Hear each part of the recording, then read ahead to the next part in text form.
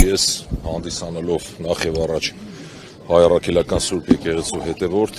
հանդիսանում եմ միևնույն ժամանակ նաեւ հայ մեծ բարերար պարոն Սամվել Կարապետյանի աջակից, այդ նպատակով եմ այստեղ եւ գտնում եմ, որ բոլոր բարձր գիտակցություն ունեցող մեր հայրենակիցները պետք է հասկանան, ավելի շուտ շնորհակալություն հայտնելով նրանց հակառակ թևին, ովքեր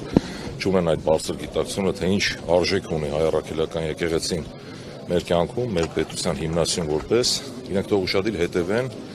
Ադրբեջանի հոգևոր առաջնորդի խոսույթին եւ կհասկանան, որ այս ամենը լցնում է մեր թշնամու ջրաղացին ջուր, ուղիղ իմաստով եւ պետք է այս ամենը հասկանան բոլորը, աջակցություն հայտնեն պարոն Սամվել Կարապետյանին, որովհետեւ ընդամենը ինքը իր աջակցությունն է հայտնել եկեղեցուն եւ հայտնվել այս վիճակում։ Եվ սա ոչ միայն անձի խնդիր է, այլ մեր պետության տնտեսության, ազգային անվտանգության, որովհետեւ խաթարվում է ամբողջ ներդրումային միջավայրը։ Մենք ականատես ենք, որ այժմ խոսվում է Հայաստանի էլեկտրական ցանցերի պետականացման, ազգայնացման մասին, ամբողջ աշխարհում նման բան գոյություն չունի, դա ուղիղ հարված է տնտեսությանը, որպես մասնագետ եմ ասում նաև,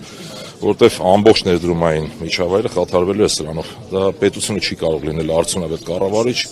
բազմիցս խոսվել է տարբեր, այսպես, հանքարդյունաբերության ոլորտի ազգայնացման եւ այլն, ուրեմն մի խոսքով, այստեղ պատճառը մեկ անգամ եւս կրկնեմ, հայ առաքելական Սուրբ եկեղեցուն աջակցելն է եղել, կարծում եմ, որ այստեղ կա ադրբեջանական հետք, ուղիղ բխում է Ադրբեջանի շահերից եւ հետեւաբար ամեն ինչը սուր է ընկալվում։ Ասում է, թե ոչ մի վատ բան չկա հետը ազգայնացնելու մեջ, հա, ինքը պետական, ինչ որ ավելի պետականամետ հայտարարություն է հնչում։ Բայց ինչպես է հնարավոր մասնավորից ինչ որ մի բան վերցնել եւ պետականացնել, եթե դա մասնավորին է պատկանում։ Ինչ գործընթացների հնարավոր է օրինակ Սամվել Կարապետյանին կալանավորեն եւ այդ միջոցով ստիպեն, որ հետը հանձնվի իշխանության։ Տեսեք, ամեն ինչ հնարավոր է, այսինքն կարող են անել ամեն ինչ, դրան տալ իրավական տեսք եւ այլն, բայց ամբողջ աշխարհում, օրինակ նույն Ռուսաստանի Դաշնությունում այս ռուս-ուկրաինական պատերազմի ժամանակ բազմաթիվ գործաներ ազգայնացվեցին եւ մեծագույն վնաս հասցվեց տնտեսությանը ռուսական եւ ամբողջ աշխարհում այն երկրներում, որտեղ նմանատիպ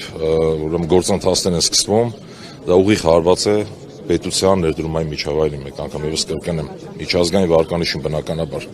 Սա բացի խայտառակություն լինելուց, բացի հայ առաքելական Սուրբ եկեղեցուն վարկաբեկելուց, նաեւ ունի խորքային հետևանքներ կունենա ավելի շուտ։